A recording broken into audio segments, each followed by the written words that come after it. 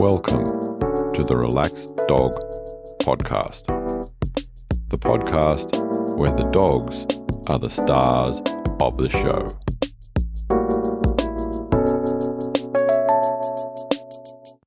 Welcome to episode 68 of the Relaxed Dog Podcast, sponsored by therelaxeddog.com. Thank you very much for finding this show. I am your host, Robert Ober, and I hope that you and your dog are well. Welcome back if you've listened before, and a special welcome if this is your first time. My guest this week is from the US, and that is Tori Mistick. But first, in some doggy news, we stay in the US, in Florida, in a place called Boca Raton. And a 74-year-old lady was taking her golden retriever mix, Nalu, on a walk on one evening, and she let the dog off to go into a bit of a lake. He was about chest deep, and she noticed a large shadow, which unfortunately moved quickly towards the dog. Turned out it was an alligator, and the alligator grabbed the dog. So what did that lady do? She dived onto the alligator. The alligator then let go of the dog and bit the lady on the hand, but then let go of the lady. So they managed to both get out of the jaws of the alligator. They then went to hospital. They both recovered, just with some puncture wounds, thankfully. So please be aware where you are going to go off lead. We go to the UK, and if you are a Manchester City supporter, you'll know, or you may not know, Phil Woden has just recently got a French bulldog, and he's named it Carabao after the Carabao Cup, in which his team is playing for. And in South Africa, some people walking around Hartbeespoort Dam looked out and saw a dog swimming around and having a bit of a hard time. They contacted the local rescue, and the local rescue went out there. In the meantime, a person on a jet ski had found a shepherd mix having a hard time, and they all assisted in the rescue. So congratulations to everyone there. And now, this week's interview.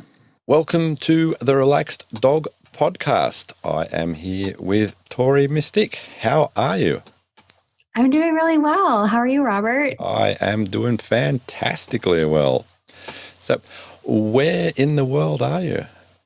I live in Pittsburgh, Pennsylvania, where fall is just starting to hit. So it's really nice this time of year. Oh, nice. And who are we going to talk about today? Well, today, I got your prompt, and one of the questions included the strange things they've eaten. So I knew we had to talk about Burt. I have two chocolate labs, and labs are known for eating anything, but Burt in particular has gotten into some things. So we'll talk about him today. Oh, looking forward to hearing about that, and looking forward to hearing about Burt's partner in crime as well. So, as per usual, I am going to ask you to take us back in time to before you and Burt got together, and just tell us about the hows and whys that happened. So I have had chocolate labs for almost 20 years. And I like having two dogs at one time. And my previous dog, Lola, had passed away, I think 5 years ago, as of now. And so I just had my other dog, Lucy, for it was just the two of us for a couple of years. And Lucy and Lola together were a fun pair because Lola was 9 years old when I got Lucy as a little 8-week-old puppy. So she kind of gave Lola a new lease on life, and Lola showed Lucy, like, what can you do and what can you not do? As old dogs are really great at that. And so when we lost Lola, it was, of course, devastating, as it always is, but it was kind of nice for me and Lucy to just have some time, the two of us. So we had a couple of years, just the two of us, and we did a lot of traveling and road trips and things like that. And during that time, I kind of knew I would get a second dog, and my friends at the park would always say, when are you getting another one? And since I have a pretty large following online and a lot of chocolate lab lovers, I would look on Pet Finder and I would search for chocolate labs that were available for adoption, sometimes in my area, but sometimes all over the country. And I would share them on Instagram or Twitter or something like that. And one day, I'd been doing this for about a year and hadn't fallen for anyone. And then one day I was, well. Yeah, I know. One day, it was a very dangerous hobby. One day I was looking and I saw this profile pop up, and I don't know why it called to me, because it was the worst profile. It was like one blurry picture, like almost no description. It just said senior male chocolate lab, and it said special needs. And that is not the dog that people be like, oh my God, I have to have that dog. And so because of that, he'd been in the shelter for over a year because he didn't have, on paper, he didn't look real good. And, but I don't know, something about it. I felt like called that I was the person, like nobody was taking this dog. I had to, because nobody else was. And with my blog and everything else that I do, I have a lot of resources and can call experts and ask their opinion on things. And so I called and got more information. And so I learned that his special needs is that he has epilepsy. And so he was on medication for that. And he has to take medication every day, twice a day, to manage that. And he was about 5 or 6 or 7. I think he was 6 or 7. And at the time, Lucy was 6.5. So I thought that was kind of perfect to have two dogs that were the same age, since I'd already gone from a big age difference. And I went out and met him. He was bouncing off the walls, and he's like 90 pounds and was jumping all over the place. He was just so excited, but I could just tell he was just so sweet. And having chocolate labs, I knew that even though he was bouncing off the walls, I just knew he needed more exercise, and he needed, things and tools and resources to manage his energy. And I knew I could do that. And so we hit it off. I got approved. And then the next step was bringing Lucy out to meet him. And I brought her out, and the shelter staff chose that time when I'd already gotten there to tell me that he'd failed a couple of meet and greets before. I didn't know about. Yeah, that's not important. Yeah. And so I got there, and Lucy is wonderful because she is kind of, she's a little bit snobby, I guess, when she meets other dogs. She's not always eager to play. Mm-hmm. She's kind of picky. And so she just ignored him, and it worked out perfectly because he was like all up in her business. And she was like, I don't really care what you're doing. She just kind of stood there. And so it worked out perfectly. And so that's how we met Burt. Oh, nice. How was the first couple of weeks when Burt moved in? Well, so there was a lot of things in the first couple of days that I hadn't really thought about. So even the minute that we left the shelter, I was like, oh, I don't know if he's good in the car. So there's all these little things, that come up, and he turned out to be wonderful in the car. He was so quiet. He didn't make a peep, and he just lied down. And it was about an hour drive back home. So he was fantastic. So where do they travel in the car? So Burt, both of the dogs now, they ride in the way back. I have an SUV. And so they ride in the cargo area. But for our first journey together, I put Lucy in the back seat and I put Burt in the way back to keep them separate, since they had only just met. But then we got home and there was a lot of little things that I noticed about Burt. And I think he's just unique because most people don't get dogs who had been homeless for over a year. So he'd been in the shelter for over a year. Before that, nobody knows where he came from because he was found on the side of the road. And so I don't know if he ever lived in a home because he was found in a rural area. So he might have been like a farm dog and lived outside. I don't know if he ever lived in someone's home. And so when I got him here, like he really was nervous about doing the steps. I don't know if he'd done steps in over a year. And then, we think it's nothing. All of our dogs follow us into the bathroom. He was like, what is going on in here? He was just freaked out by the bathroom. And it was just like all these little things. He also, when I first got him, he did not like to sleep on a dog bed. He would sleep on the floor, or he would just stand. He stood and just like stood for hours and hours and hours. And so it was just a process to kind of get him comfortable with being a spoiled dog. And now he's very comfortable being spoiled. Oh, nice. And it's such a little bit of an extra challenge when there's that unknown, because you just don't know what's affected them mentally so much, and what's in their heads and what they're used to and what they've been exposed to. Yeah, it's just, and you're exactly right. Like it's what they're used to, I think, is like the biggest thing.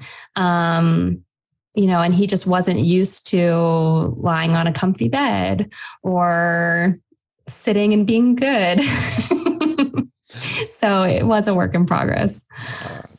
That's nice. I remember hearing another story of, a dog taking first steps on grass, and you just think you take something like that for granted. But for some dogs and some animals, it's just a whole new experience and a big mental challenge to, hey, what's this thing I'm going to step on, Yeah, I know. We do take a lot of it for granted, but it's like all these little things.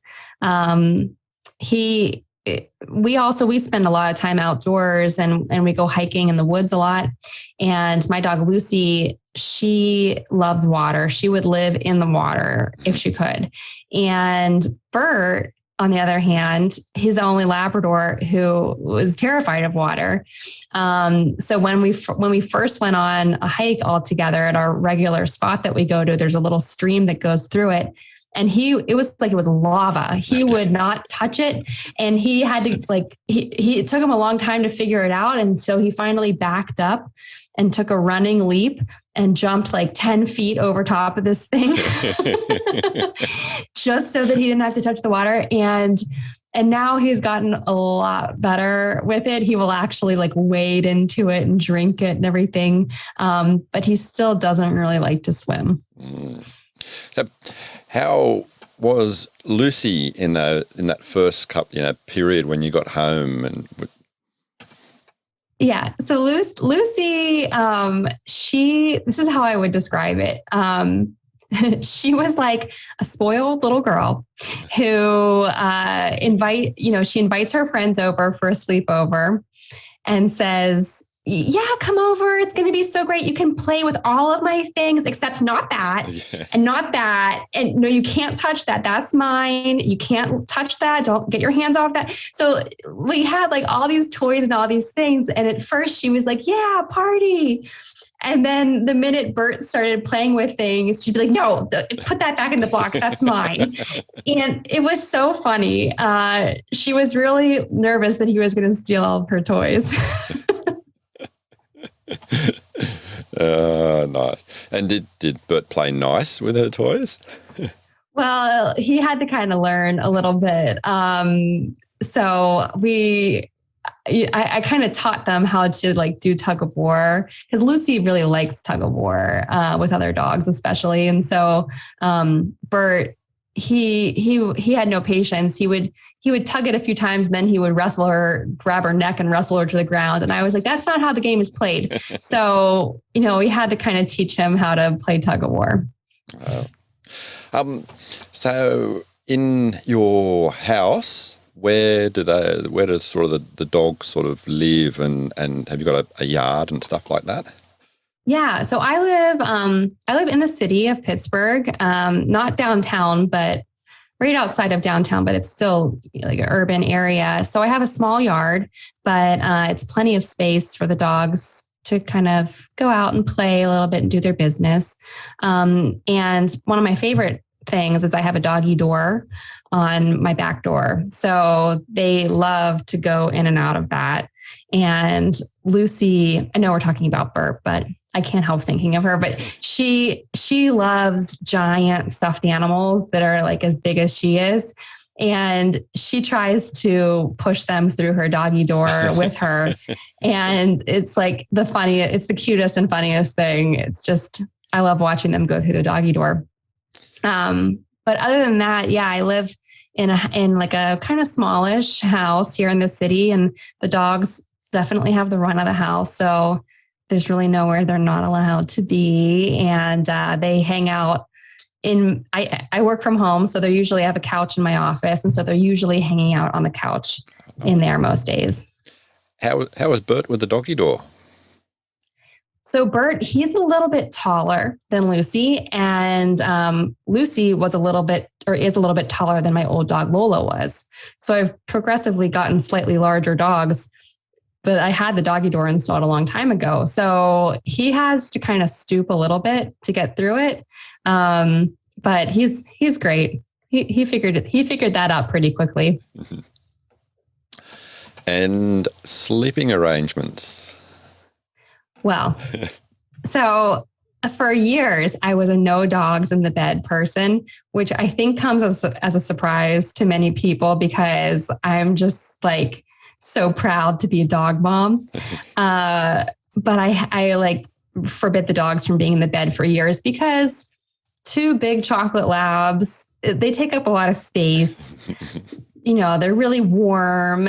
They get hair and dirt everywhere. So I had no dogs in the bed.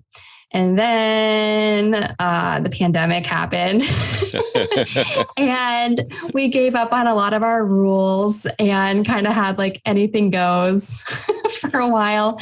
And now that they are in the bed, I kind of don't want to kick them out. I like it now. So no going back.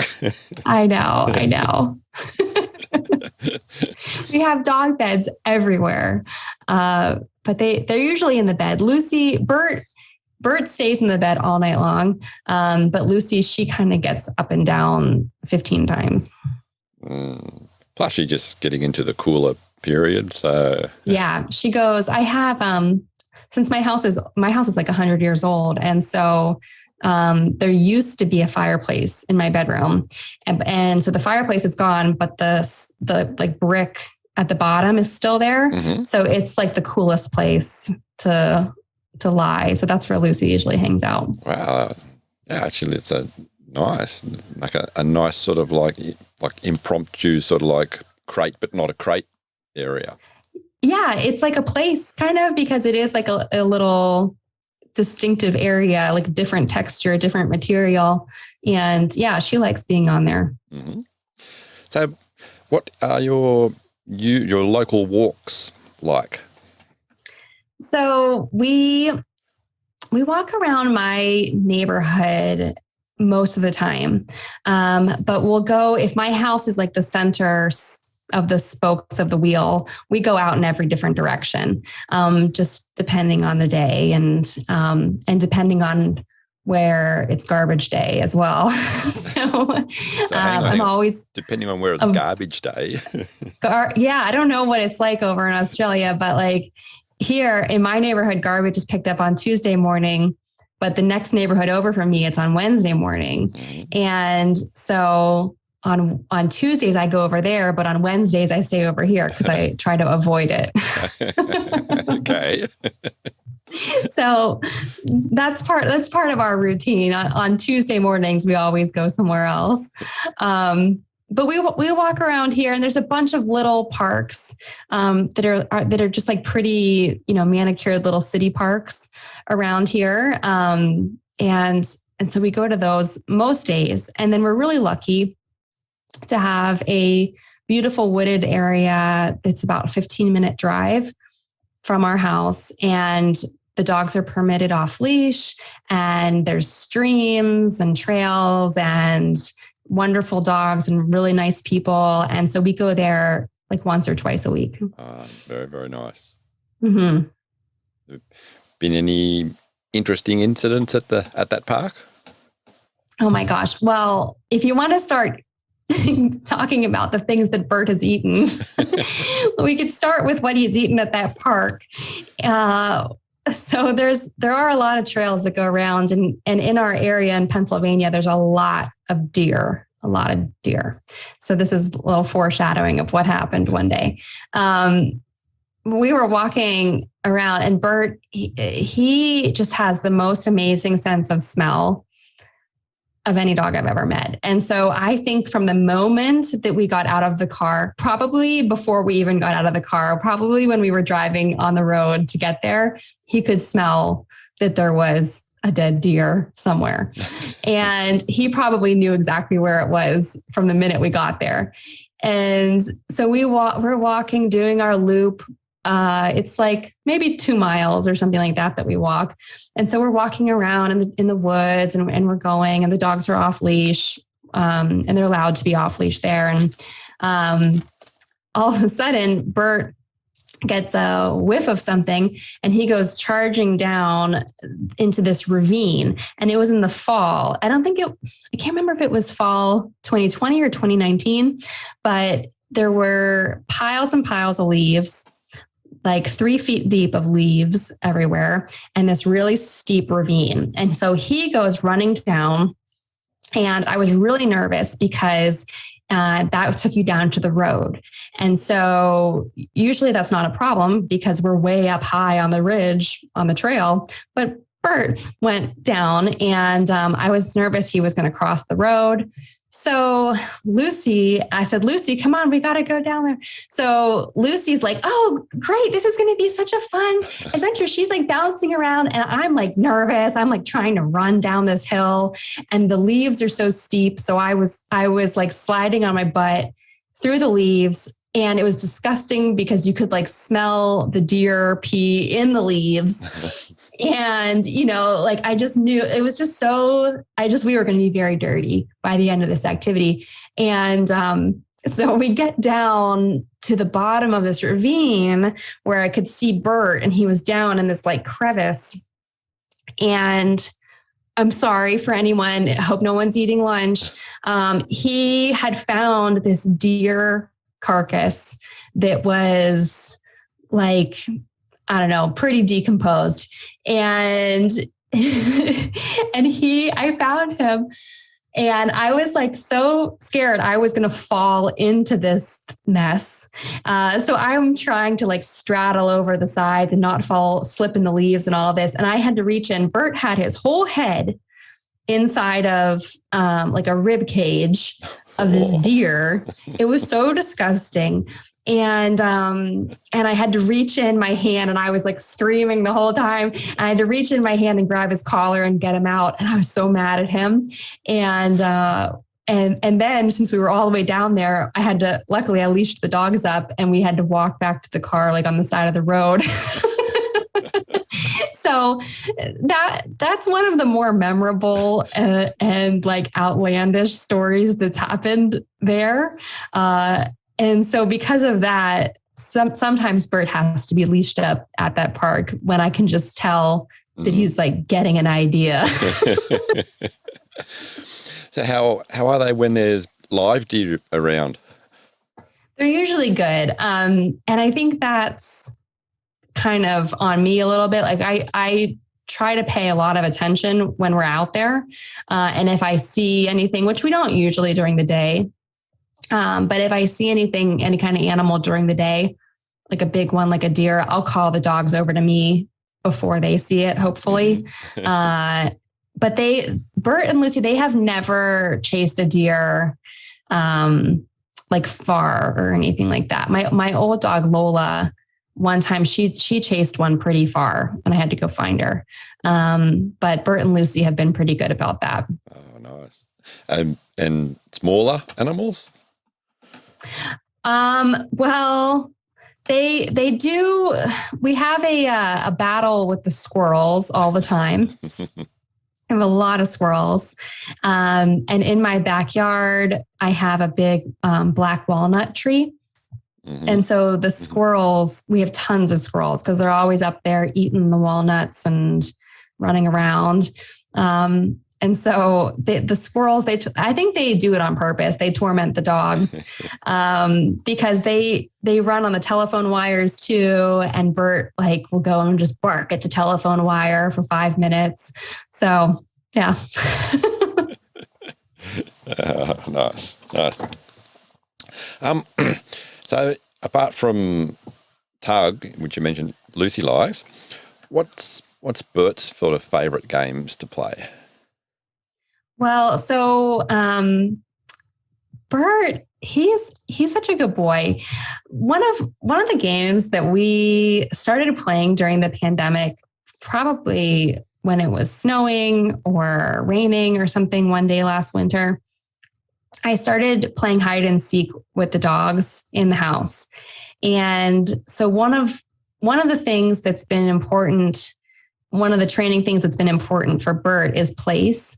So he just gets nervous when certain delivery trucks come by, and he's got a little bit of separation anxiety. And so I found that having him lay in his place on his dog bed in the front room, he just is like his safe spot, like his crate or something, but he just has a bed.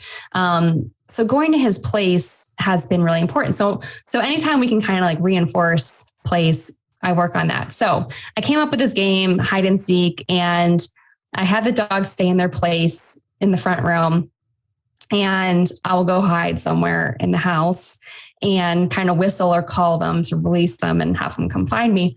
And it is so funny because they usually have a really hard time finding me. And I can see them running around. I'll hide behind a door, or the one place where they can never find me is if I'm in the bathtub, which they'll walk right by the door and I can see them, but for some reason they don't see me there. And if I'm behind a door in a dark room, they'll run upstairs, downstairs. They'll run through every room and they'll go right by me. And it just, usually they find me because I start laughing.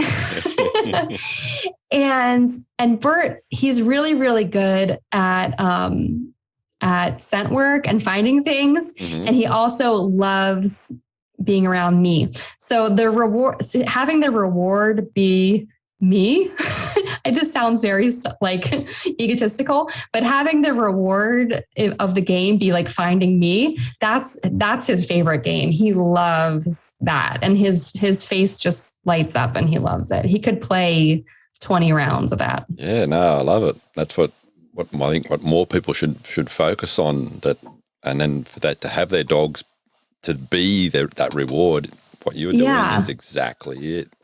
Great. Yeah. And Burt we just kind of made it up one night. And I mean, I know hide and seek's not a new game, but we just started doing it one night and it became a really fun thing that you can do for 5 minutes or you can do for 20 minutes. And you can make it as easy or hard as you want. And it's really fun. Do you play that in the park?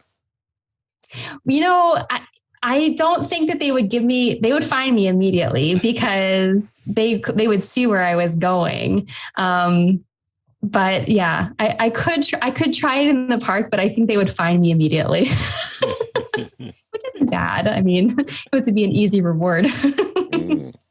So you mentioned scent work, and I was going to ask, do you do specific stuff with Burt for scent work? We just started. I actually discovered scent work and scent games with Lucy. We were training for something else, and the company we were working with sent us a scent kit and instructions on how to do it. And that was the first time I ever discovered it. And then being in the woods with Burt and him finding deer and bones and all kinds of stuff all the time. And I could see him in the woods working a perimeter like police dogs do, like drug sniffing dogs do. I've seen videos of them, and I saw Burt just doing that on his own. And I thought, oh, we should really do some scent work with Burt. So I discovered this sport, and I don't know if you have it over there, but it's called barn hunt. Yes, we don't have it, but I'm aware of it. You've heard of it? Yeah. It is so fun. So we just recently got into it, and Burt, it's kind of new, and it's a little bit, it's just not that available, I think, at least around here. So we weren't able to go to any classes. And I was reading these forums online. They said, just sign up for a trial and just go. And that's the best way to learn. Just jump right into it. Yeah, so that's what we did. I was going to say, for the people listening that don't know what barn hunt is, do you want to give a little quick summary?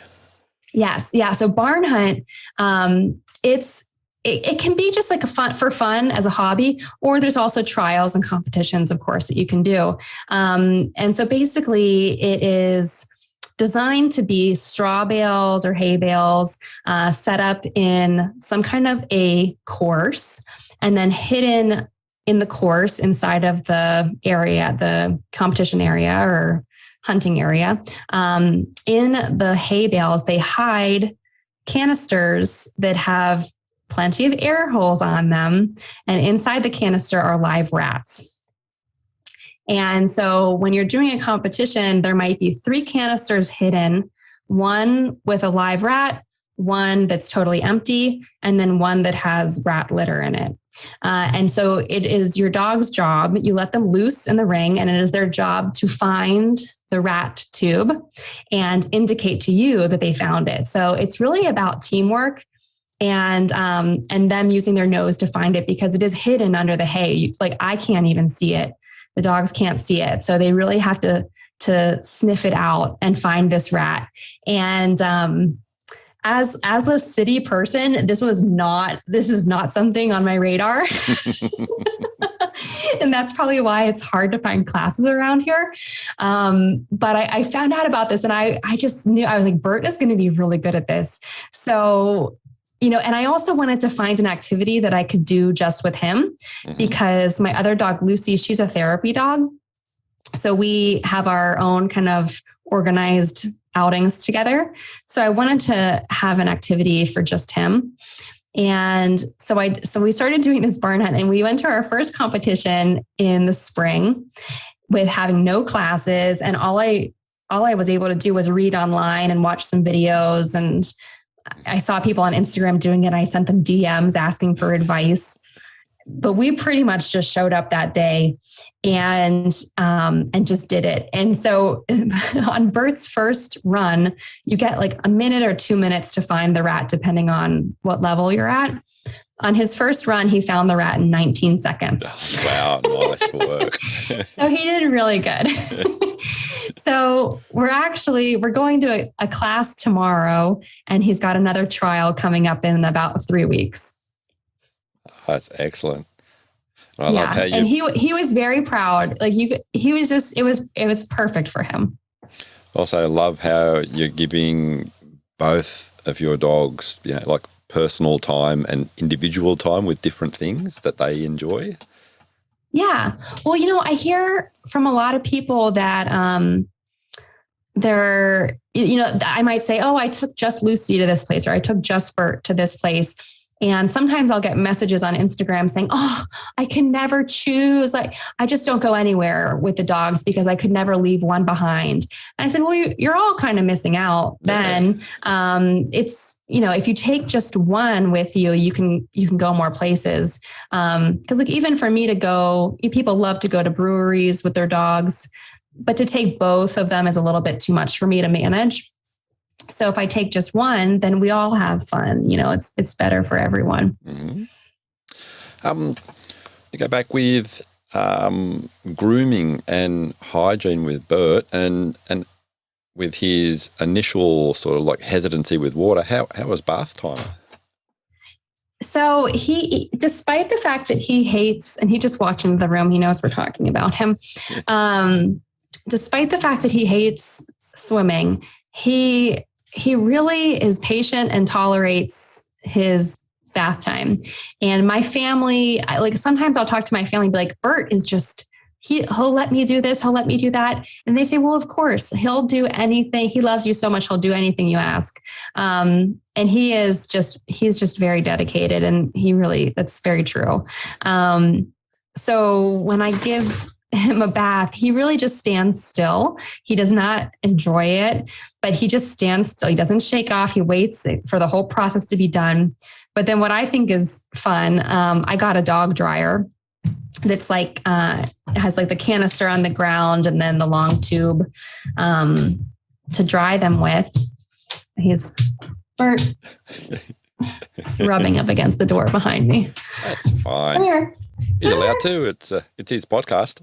It's true. I just don't want him to create a lot of editing work for you. So I got a dog dryer, and what's so funny is that my dog Lucy, who's the purebred dog, therapy dog, all this stuff, she hates the dryer, and I need to leash her up and attach the leash to something in order to dry her with it, and bribe her with peanut butter. But with Burt, I don't even put a collar on. He just stands there and he lets me use the dryer on him. And he loves it. He loves the feeling of the dryer. And even when I am doing yard work and I have the leaf blower out, he loves being hit with the leaf blower. He just loves it. Nice. Most dogs hate the leaf blower, and they hate the vacuum. Most dogs hate all those things. Yeah. But Burt likes it. Yeah. Excellent. So I know we mentioned earlier on about the epilepsy. Can you tell us, has there been any episodes that he's had, and your reactions to that? Yeah, sure. So I love talking about this because I think the fact that Burt's profile on the rescue was listed as special needs and that he has epilepsy and he's on medication, nobody adopted him because of that for over a year. And I just want everyone to know that I got him. He takes medication every day. It's not a big deal. You have to feed your dog every day anyhow. So adding medication, it's not hard to manage. And he went, once we got his medication at the correct levels and everything. And I think that his change in lifestyle coming to live here, where he gets plenty of exercise, really nutritious food, lots of love, lots of playtime, lots of rest, all of those things that might have been lacking in some way or another in the shelter. So once his lifestyle changed and we got his medication correct, he didn't have a seizure for 2 years. And so when he was in the shelter, he was having them like once a week or pretty frequently. And so we got the medication right. And I give them a lot of credit because they went back and forth with their vet 2 or 3 times to get the medication right for him, which was really incredible. I think a lot of shelters wouldn't have the resources to do that. So they really got the medication right. And I kept up with it and kept it consistent. And he went 2 years without having a seizure. And then one night this past spring, I think in February or March, he had a seizure, and it wasn't a big deal. My old dog Lola, she actually had a couple of seizures. I wouldn't say that she was epileptic, but she just had a couple of seizures. So I had seen it before, so I knew a little bit of what to expect. And I think that the seizure that Burt had this year was less severe than the ones I saw Lola have. But of course, now I'm older. Maybe I'm less phased by things. So I don't know in context really how it stood up to each other. But, we were sitting on the couch together and I was about to go out to go pick up some dinner. And I said, Burt, I'm leaving. You're going to have to stay here. I'll be back in 10 minutes. And it was almost like, he was like, no, don't leave. And I don't know what triggered it. It was just nothing weird was happening. It happened to be a full moon. which some vets and even like people nurses have told me that the full moon does sometimes trigger seizures in animals and people. So I don't know if that had anything to do with it, but I was about to get up off the couch, and ordinarily he would get up with and follow me wherever I was going. And he tried to get up and just got this look on his face like, oh, my body's not doing what I wanted to do. And he tried to stand up and he couldn't, and just lied back down on the couch. So I just kept him company and like petted him and waited for it to pass. It lasts about a minute. And I do have some medication here in case of emergency, in case it goes over 3 minutes or something, I can give him something. But honestly, it really was not a big deal, and he hasn't had one since then. So, I don't think that everyone should go out and get a special needs dog. You have to be able to handle it, but it's not the worst thing in the world. So. Oh, excellent. So apart from the epilepsy, has there been any other medical concerns and trips to the vet? Nothing major. He's a pretty sturdy dog. I think since he was found in a rural area and he is kind of a farm boy, he's just a sturdy dog. And he's bigger than Lucy, but they're about 9.5 years old now, and she's starting to get like a little twinge of arthritis a little bit, and he has no signs of any of that. So he's just a very sturdy guy. And the one problem that we had, which I was just mortified, was a month after I adopted him, or maybe 2 months, because it was pretty cold. Maybe 2 months after I adopted him, we were at a dog park with some friends, and I knew all the people there and all the dogs, but they're all running around. And I'm talking to my friend and I said, oh, it's so cold. I can barely feel my feet. I think I'm going to leave. And Burt runs over to us and she looks down and she said, oh my God, there's blood all over the side of Burt. And I'm like, oh, it's probably some dog's mouth, probably just some blood from I didn't think it was a big deal. But then thank goodness she was more concerned than I was, because she looked down, he had split his ear, like 1 inch split. And nobody saw anything happen. Nobody heard anything. He didn't make a sound. Like nobody knows how it happened. But it was so cold out that it wasn't gushing blood because his ears at the tips were probably so cold. It was actually kind of like the perfect conditions for a freak accident like that.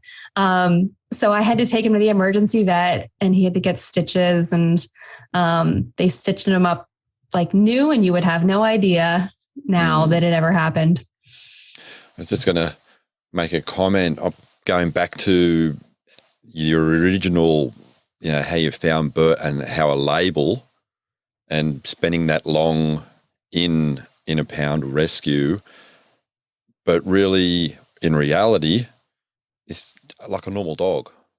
Yeah. But that's how negative how we can be by putting a label on that. And he spent a year, and I know fate is meant to be a lot of the time and he's meant to be with you, but that's, to put a dog through that just because someone thinks this, it's... Yeah.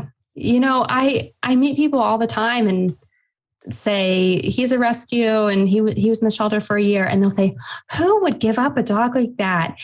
And I said, well, you could have gone and gotten him. He was up for grabs.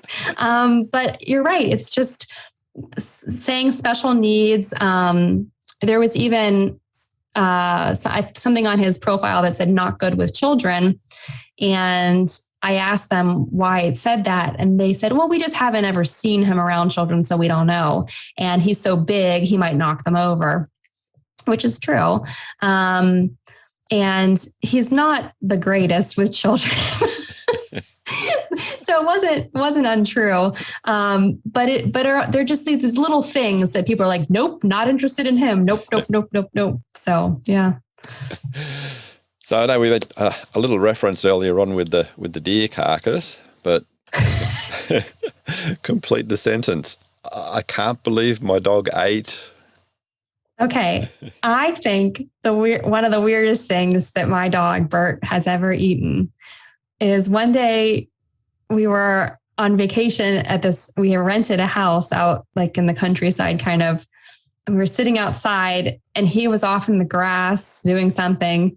And he came back and he had a whole like 12-inch turtle shell. No turtle in it. But just the turtle shell. And he proceeded to eat the whole thing. Oh, wow. Or at least he ate most of it and he went and hid the rest of it in the grass or something like that. You know, he finds all kinds of things like that. And it's very hard to get him to drop things. So usually I just kind of let him have it until he just drops it himself, and then I can kind of yank him away.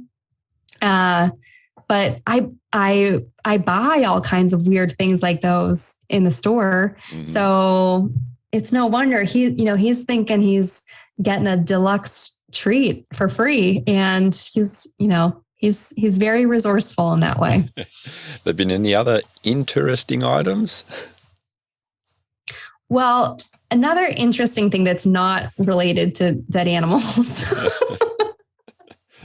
is when I first got him for several months. It took us a while to kind of figure out a routine for leaving the dogs home alone.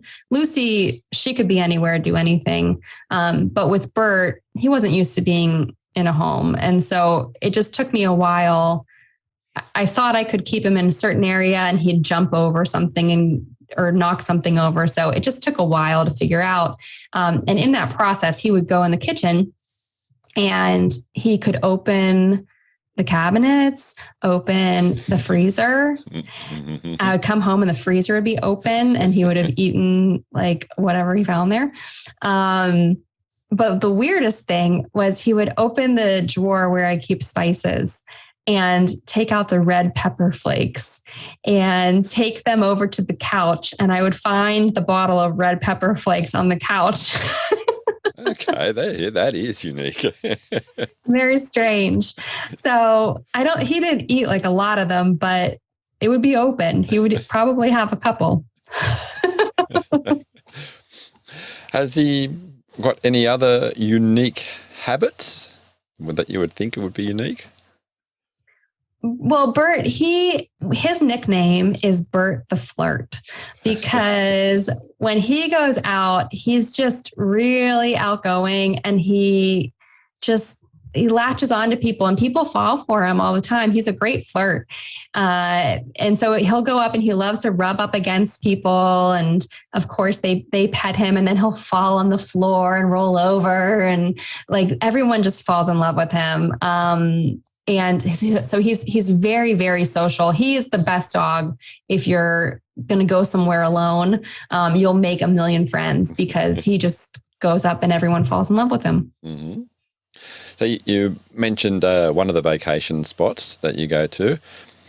Would you say that both of the dogs have a favorite spot to go to? Well, it's funny you should ask because I recently talked to an animal communicator. And she talked to Lucy, she communicated with Lucy. And I asked her to ask Lucy if she had any favorite places because we have traveled a lot.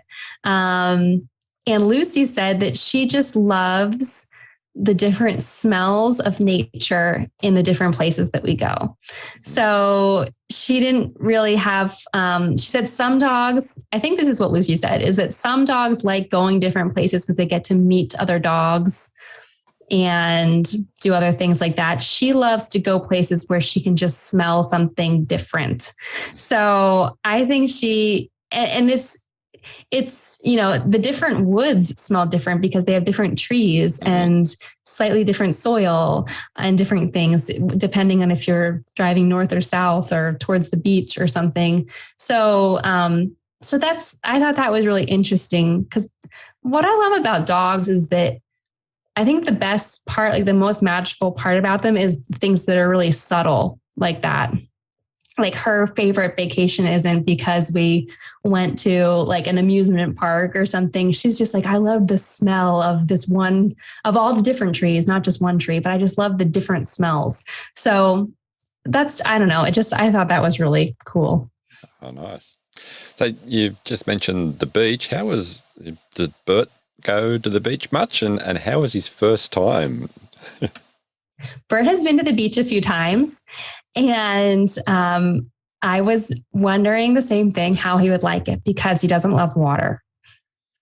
But what I discovered was at the beach, because if you go somewhere with waves, at least like, subtle waves, and they're kind of coming in and going out, he got really comfortable. If he was standing in one place, the water would kind of come up and he would stay put and then it would leave. And he really liked that a lot. So being at the ocean, I think, got him more comfortable with water, because he realized it's something that it's not like a constant, like it'll come and go. So it kind of got him over his fear a little bit. Oh, nice. Yeah. And there's also some interesting things to smell and find at the beach. Did he? Well, yes. So that was another place where he had to go on leash, because he was up in the dunes looking for trash and going to people's houses probably. So he had to be leashed up for a little bit. He didn't last very long off leash there. Apart from Lucy, does he have any other close doggy friends? That's a good question. Burt, I think the pandemic has kind of impacted our dog friendships a little bit, because we used to have regular friends that we would see at the park every day. And then so many people kind of stopped going, or they changed their routine, and we don't see the same people every day anymore. But when I first got him, he had a couple of best friends. One of his best friends was a Bernedoodle, which are really cool dogs. Very, very nice. And then I'm trying to rack my brain to see if Burt does have a best friend. I think he's just a mama's boy. Nothing wrong with that. If I had to ask you right now, and what was in your head, your happiest moment with Burt?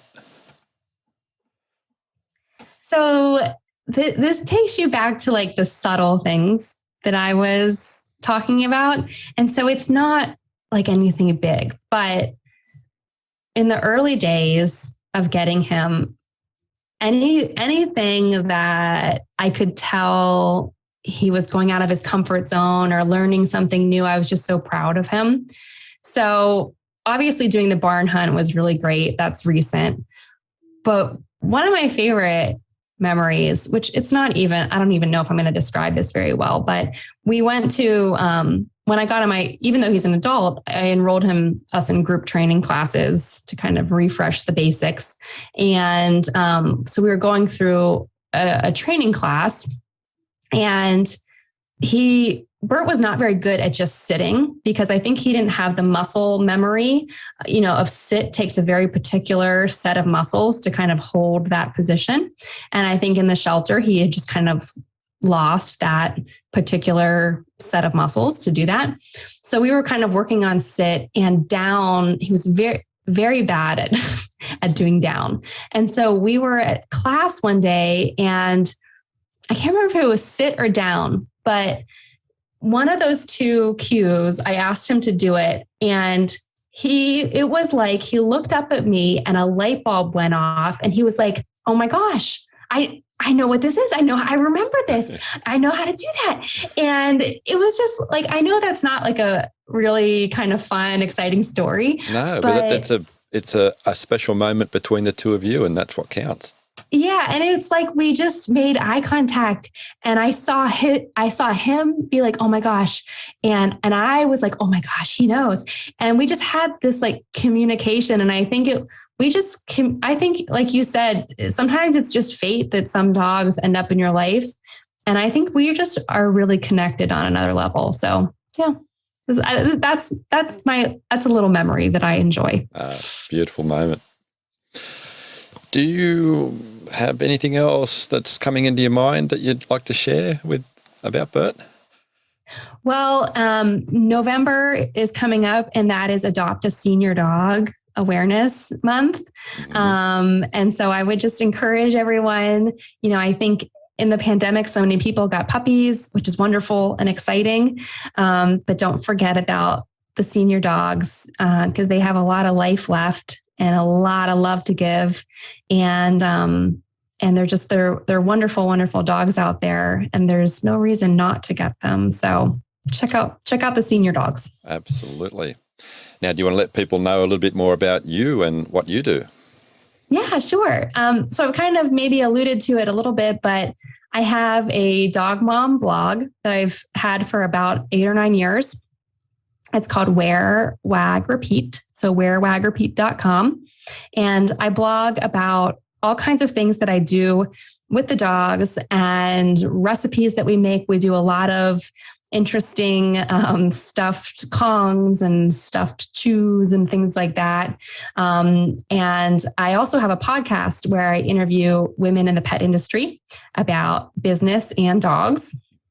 And so if you have your own pet industry business, you might want to tune in. It's also called the Wag Repeat podcast. And of course, you can find me on Instagram, at Tori Mistick is my account on there. And I'm always just posting whatever we're doing. And I like to try pretty much anything you can do with your dog. I like to just try it out and see what it's about so I can tell other people about it. Oh, that's fantastic. You never know what your dog is going to like until you try. Yeah, that's very true. And you never know what you're going to like too. I think a lot of people don't get into, dog sports or different things because they're like, I'm not really into that myself. But once you see how much fun your dog has, you will like it. I like that. I like it. Nice philosophy there. It has been an absolute pleasure chatting with you. Likewise. Yeah. Thank you so much for having me on. It was really fun. I'm usually talking about social media or something. So it was really fun to just talk about dogs and to talk about Burt. It always is. Thank you very much again. Take care. Thanks, Robert. Bye-bye. Now, before you turn everything off, just hit that subscribe button and also think about that share button and who you are going to send this episode to. Thank you very much for listening. I hope that you enjoyed the show. Don't forget to hit those buttons, just like our listeners in Ashburn in the USA and also in Madrid, Spain. Until next week, stay safe and remember, your dog is family.